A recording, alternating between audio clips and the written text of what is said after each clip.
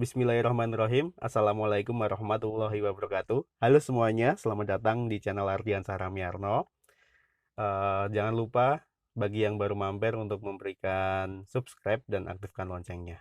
Baik, pada kesempatan kali ini saya ingin sharing tentang apa sih yang harus diganti ataupun yang perlu dicek pada saat kita baru saja membeli mobil bekas tentunya.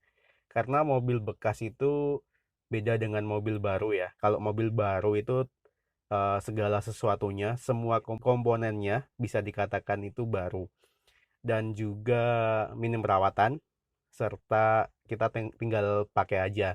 Nggak perlu was-was juga untuk memakainya. Nah, untuk mobil bekas itu sendiri tentu ada beberapa komponen yang harus kita cek dan ketahui kondisinya seperti apa, masih bagus ataupun enggak.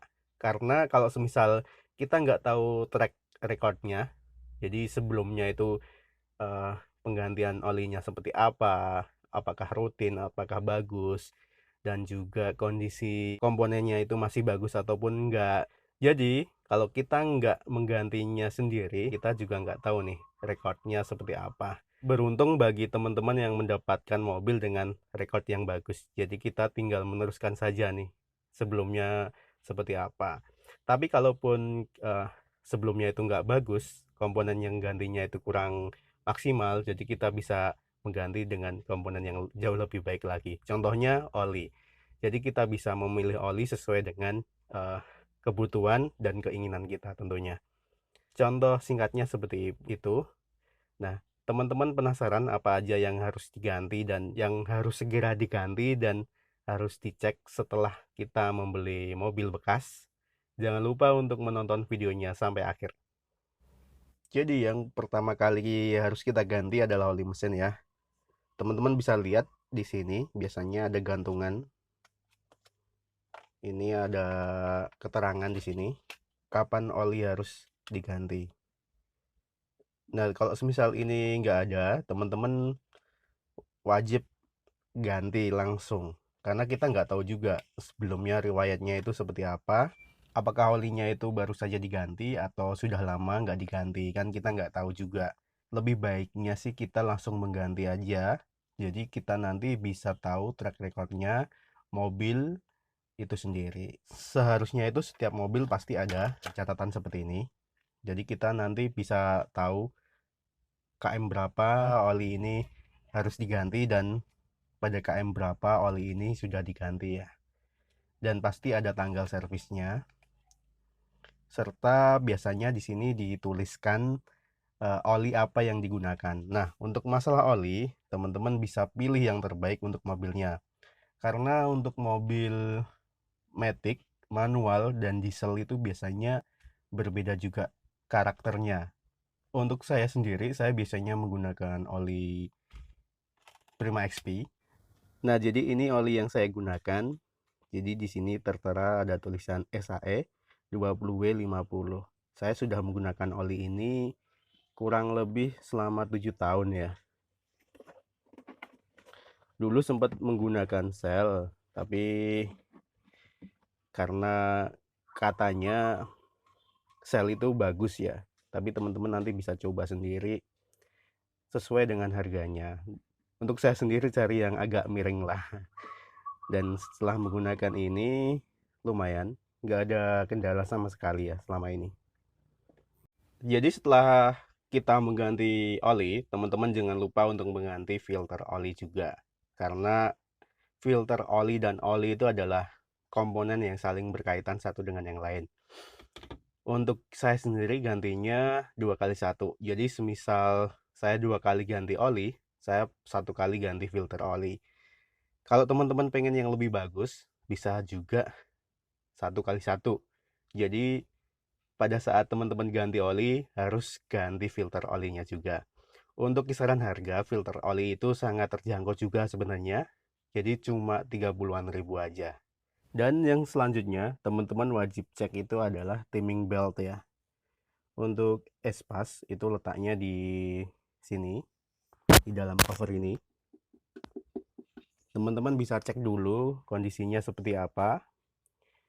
Kalau bisa itu langsung diganti ya timing beltnya. apapun itu kondisinya. Untuk selanjutnya, teman-teman bisa cek kondisi oli pada gardan dan juga pada persneling.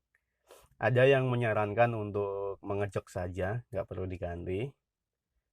Ada yang bilang 2x1, 2 kali ganti oli mesin maksudnya, dan 1 kali ganti oli persneling ataupun oli gardan. Teman-teman tinggal pilih yang mana sesuai dengan kebutuhan tentunya. Dan resiko ditanggung sendiri. Nah, jadi cuma itu aja yang wajib kita ganti ataupun cek ya, yang menurut saya itu sangat penting. Yang pertama itu tadi, kita harus wajib mengganti oli mesin, apapun itu kondisinya. Yang kedua itu filter oli. Terus yang ketiga itu timing belt.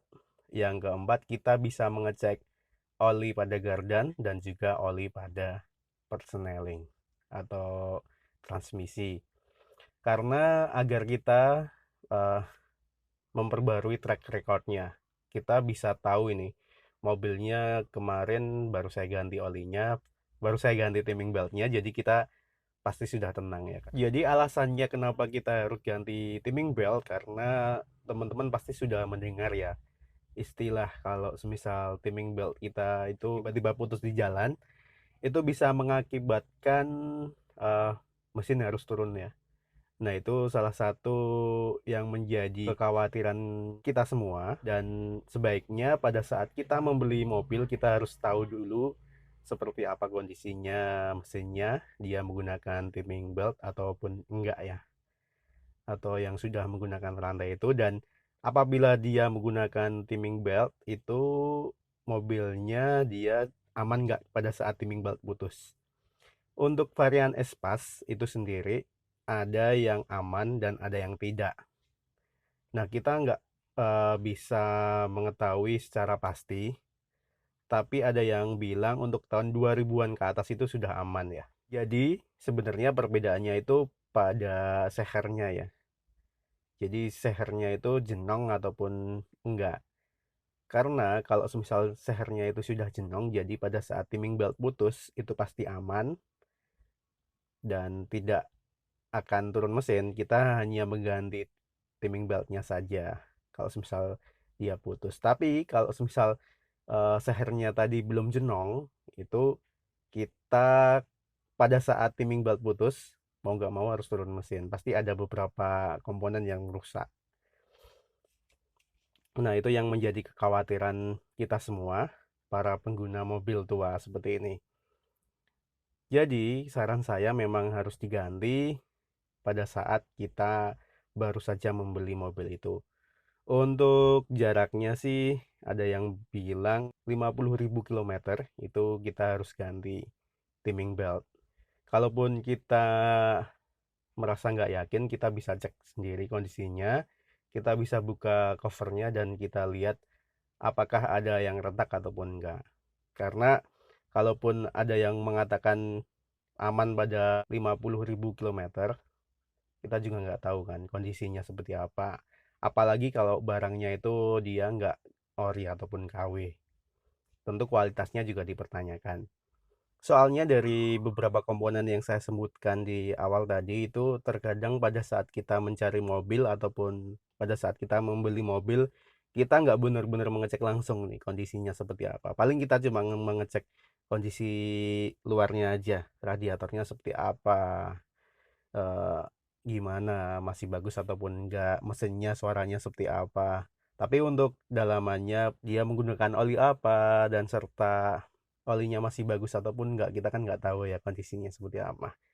Jadi itu yang wajib kita ganti pada saat kita membeli mobil bekas. Nah, teman-teman, itu tadi sharing singkat saya, semoga bermanfaat. Banyak kurangnya dan banyak salahnya saya mohon maaf. Semoga bermanfaat. Jangan lupa untuk memberikan komen, like, subscribe, dan aktifkan loncengnya. Terima kasih sudah menonton. Sampai ketemu lagi di video saya selanjutnya.